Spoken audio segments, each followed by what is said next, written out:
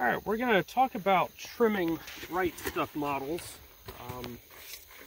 This is an airplane for the 2022 Science Olympiad season, and we've got two airplanes in here. So we will pull out one that I've got ballasted. I like to put, for planes that have fairly small tails like these, and this is not extremely small, but it's a little on the small side, I like to put the CG kind of forward. Just gives you a little more margin to work with, and so your optimum wing position comes further forward, which gives you more tail moment. So we're going to put the airplane together. We're going to attempt to put the airplane together.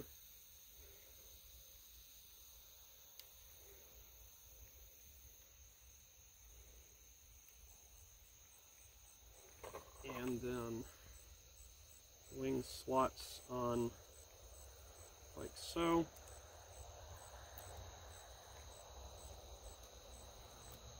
And so for a typical free flight model that has a fairly good tail moment like this, with the rubber motor on board, you're going to want the CG probably 2/3 of the way back on the wing to start out. And so it's important that you get this balance with everything loaded up. And see, we're back near the trailing edge of the wing, and we want to be, we're going to slide this wing back a little bit. And remember, the wing has some weight to it, so as you slide it back, the overall CG of the airframe starts shifting. So everything is kind of coupled when you do your CG adjustments this way. I still want to go back a little more. And right there should be, that's about a little more than 2/3 of the way back. So now, the first thing we'll do is we'll give it a test glide. And one suggestion I would give is, once you found out where your CG is, and you want to take it apart, which I suggest that you do it. We're going to mark that later. That is a very important part. Mark it so that way when you get to the contest, you're not having to find out. You want to log where that, in your flight logs, you may want to measure distance from the wing leading edge, because sometimes that optimum CG may change. Yeah. Now, to do a test glide, you don't just toss this thing up. You actually point it slightly nose down, because we assume it's going to descend downward like that. So we want to launch it about the speed and angle it's going to be expected to glide, like that. And so we see that the airplane has a very smooth approach downward. So that's a good starting point. Now, we could work a little bit with adjusting turn and whatnot. I'm not going to yet. We're going to just work through that as it comes.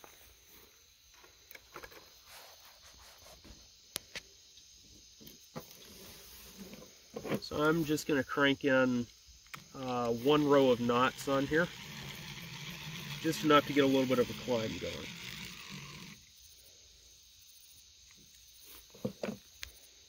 And this may even be a little much.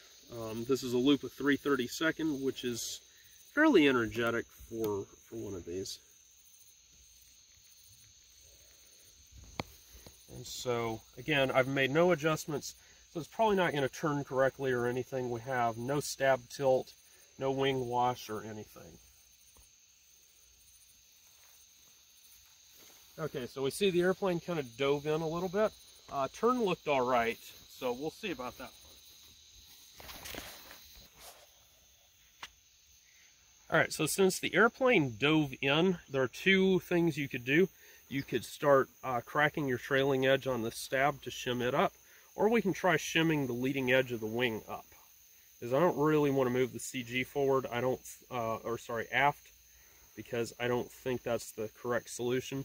Now these shims, you're going to want to glue them to the wing saddle once you've got things where you want it to be.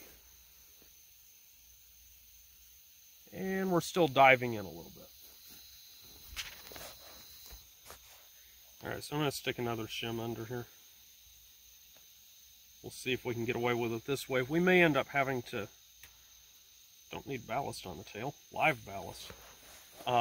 If push comes to shove, I'll start cracking this trailing edge up a little bit. Yeah, it's still diving in a little bit. Getting close. Alright, so you've got two options here. You could actually cut this loose and re-glue it with a shim underneath it. But what I'm going to do is I'm going to actually, I'm going to punch my fingernail in here to bend that up. We'll do the same thing right here. So what I'm doing is I'm basically creating a tab out of part of my stabilizer. So I'm just twisting that section up.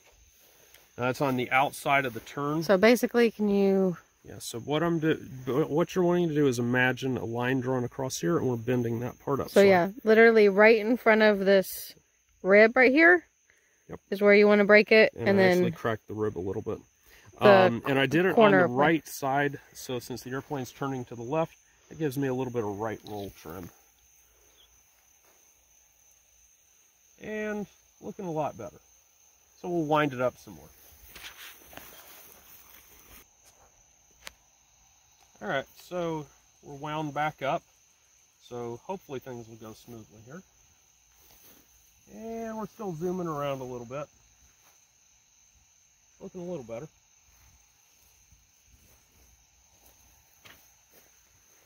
Alright, so what I notice is the airplane's kind of diving down a little bit, so I am actually going to bend my nose bearing up a little bit, because it's flexed down a little bit, and so that should take care of some of that behavior.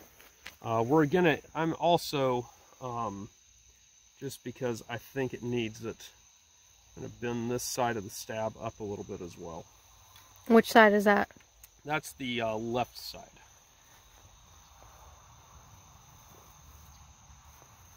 Still zooming a little bit.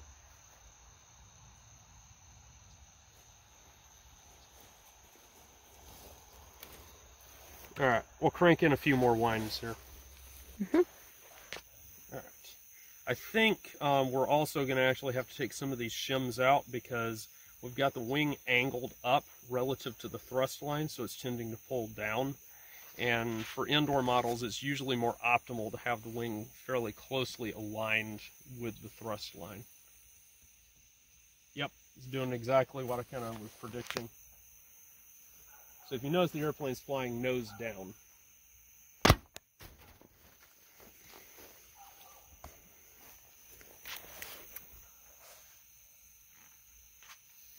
Alright, we're going to take one of the shims out from here. And I'm going to slide the wing forward just a little bit, because I think it'll be a little happier that way. And of course, since we've taken incidents out here, I'm going to add some more into the tail just by bending that up. And if you notice, we're not zooming around. We're still zooming a little bit, but not as much.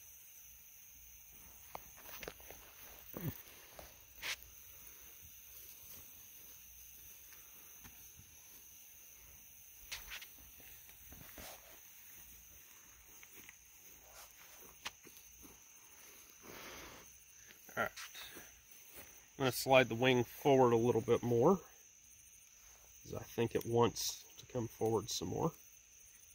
And then we're going to wind this back up. Alright, so we're wound back up, and still zooming a little bit.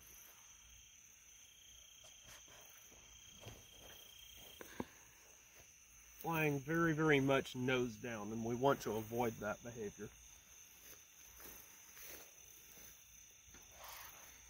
So I'm going to add even more incidents in here by bending this trailing edge up. And I'm going to get rid of this shim because I think that's giving us too much down thrust effect.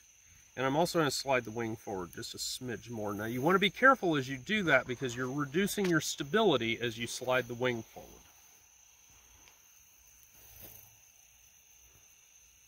Now the reason it's not climbing is we did not rewind the airplane, so it needs more power.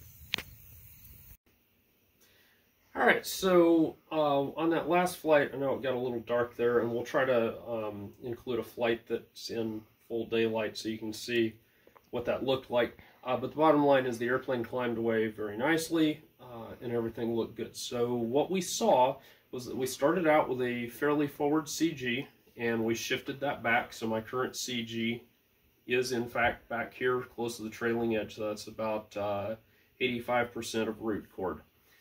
And that's where it ended up for this airplane. Each one's going to be slightly different, so that's a good location, but you want to work your way up to that. As far as the rest of it, we didn't really talk a lot about stab tilt, but to adjust your turn. So if, let's say, I'm not turning enough throughout the entire flight, I can do that. So that's left side high, and that's going to make the airplane turn much more tightly.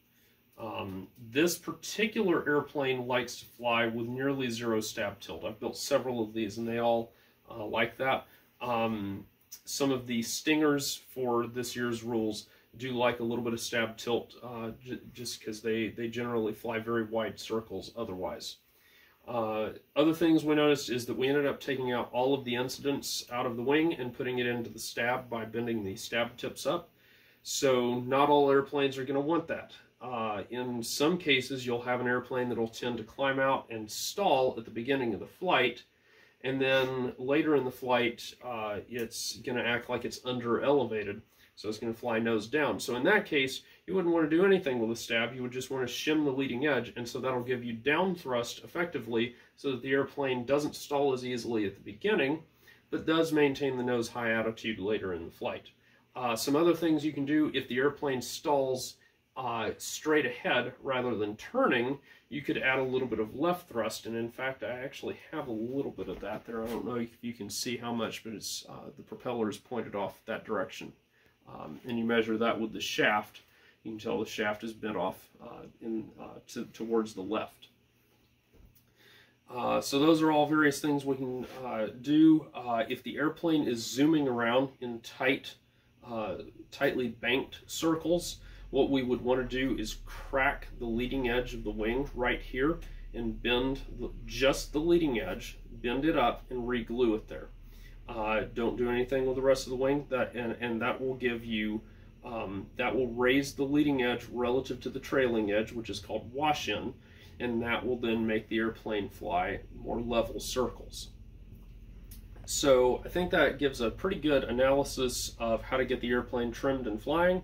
So anything further, check out, give us questions and comments below. You can contact us through the website. Have a video that is in a shareable format via Google Drive or some other sharing software, so that you can show me a video of what your airplane is doing. It's much easier to interpret that.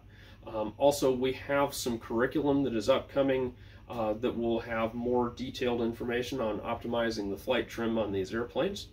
So those are all options available to you. So we'll see you later.